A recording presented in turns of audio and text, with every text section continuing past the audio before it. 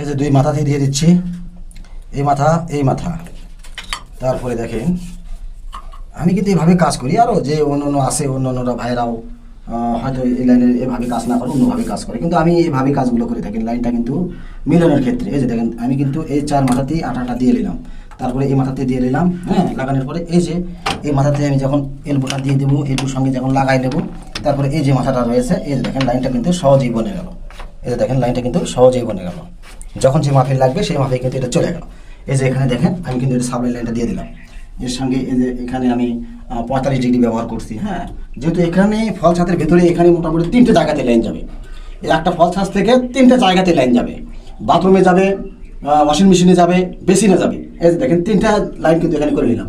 এই যে ওয়াশিং মেশিনে যাবে, এই যে বেসিনে যাবে, এই যে বাথরুমে যাবে।